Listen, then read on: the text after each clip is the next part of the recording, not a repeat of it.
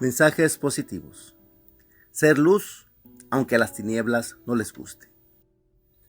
En el Evangelio de la misa de hoy, Juan 12, 44 al 50, vemos a Jesús presentándose como la luz que ha venido a este mundo.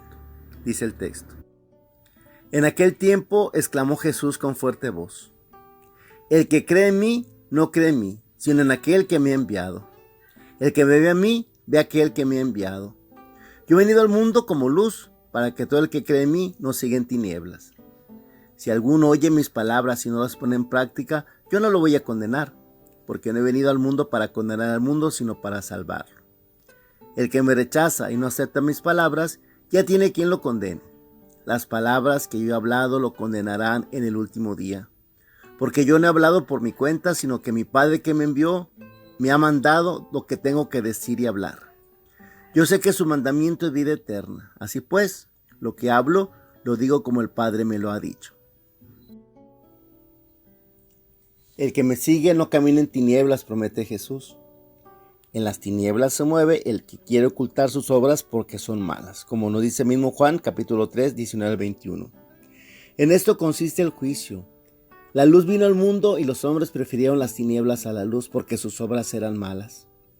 Todo el que obra mal odia la luz y no se acerca a ella por temor de que sus obras sean descubiertas. En cambio, el que obra conforme a la verdad se acerca a la luz para que se ponga de manifiesto que sus obras han sido hechas en Dios. Muchas veces uno trata de vivir en la luz y recibe mucha agresividad gratuita, y eso nos descontrola. Pero la respuesta nos da esta sencilla historia. Cuenta la leyenda que una vez una serpiente empezó a perseguir a una luciérnaga. Esta huía rápido, con miedo de la feroz depredadora, y la serpiente no pensaba desistir. Huyó un día y ella no desistía. 2 días y nada. En el tercer día, ya sin fuerzas, la luciérnaga se detuvo y dijo a la serpiente: ¿Puedo hacerte 3 preguntas? No acostumbro dar ese privilegio a nadie, pero como te voy a devorar, puedes preguntar. ¿Pertenezco a tu cadena alimenticia? No, contestó la serpiente. ¿Yo te hice algún mal? No, volvió a responder. Entonces, ¿por qué quieres acabar conmigo? Y la serpiente dijo, con mucho coraje: porque no soporto verte brillar. La envidia es algo con lo que los que intentamos vivir en la luz tenemos que poner en el presupuesto lo que nos vamos a tener que enfrentar, y casi cotidianamente. Sobre la envidia les voy a compartir un escrito que, a petición mía, para un periodiquito que yo elaboraba hace tiempo, me hizo un gran hombre que de Dios goza, el padre Guillermo Valle. Dice así lo que él me compartió. Sobre el pecado de envidia. Admonición 8 de San Francisco de Asís. Dice el apóstol: nadie puede decir Señor Jesús sino el Espíritu Santo, y no hay quien haga el bien, no hay siquiera uno solo. Por consiguiente, todo el que envidia a su hermano por el bien que el Señor hace y dice por él, incurre en el pecado de blasfemia, porque envidia al mismo Altísimo que dice y hace todo bien.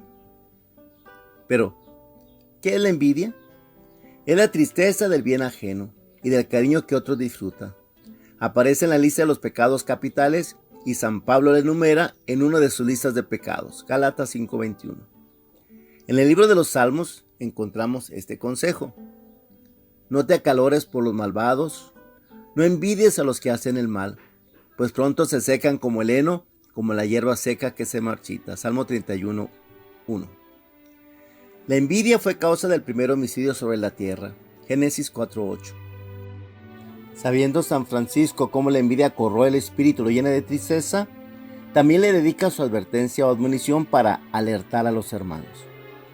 Como he venido diciendo, solo el santo conoce el porqué de la cita bíblica con que inicia su advertencia. Yo supongo que quiere llevarnos al autor de toda bondad y santidad. De ahí, nadie puede decir Jesús es el Señor, sino el Espíritu Santo. Es 1 Corintios 12:5. La otra cita nos habla del mal que ha invadido el mundo. No hay quien haga el bien, ni uno solo. Romanos 3:12. Ya que San Francisco no da la pauta, hemos de movernos teniendo a la vista esos 2 conceptos. Como vemos, su catequesis acerca de la envidia es clara, concreta y sencilla. Por tanto, el que envidia a su hermano por el bien que el Señor hace o dice, incurre en el pecado de blasfemia, porque envidia al Altísimo, que es quien hace y dice todo el bien. Y nos exhorta que vayamos a San Mateo y nos impregnemos de las enseñanzas en la parábola de los trabajadores invitados a distinta hora a trabajar en la viña. Dice Mateo 20, del 13 al 16. Si yo quiero darle, concluye, a este que entró a trabajar al final lo mismo que voy a darte a ti, es porque yo tengo derecho de hacer lo que yo quiera con mi dinero. Pues que te da envidia que yo sea bondadoso. Podríamos cerrar aquí nuestro comentario, estando tan manifiesta la enseñanza, pero abundemos un poco más, trayendo a colación lo que nos dicen los escritores de hoy en día. En una revista leemos: la envidia es propia de los que no aman de verdad, y se sitúan siempre en perspectiva de poder, ya porque mandan o desean imponerse. Se vive aún desde posturas excluyentes. No se concibe el amor desde el servicio, desde la inclusión, desde la comunión. Tampoco se aman a sí mismos, ni se sienten agradecidos por lo que tienen. Esto en todos los niveles. La sabiduría supera con mucho el sin vivir del envidioso que vive muriendo de envidia. La envidia puede vencerse si nos ponemos a favor del bien y actuamos desde él. Puede vencerse viviendo el amor y dándose a los demás. Y una de las razones que encuentra en ese defecto es que no somos seres completos. Nuestra personalidad tiene huecos y vacíos, y la envidia es un síntoma de nuestras carencias. Como dice aquella vieja y conocida frase, dime de qué presumes y te diré de lo que careces. Eso me escribió hace varios años el padre Fray Guillermo Valle, que de Dios goce. Atrevámonos pues a vivir en la luz y afrontemos las consecuencias que los que vienen en las tinieblas nos van a provocar. Al final va a valer la pena. Mensajes positivos.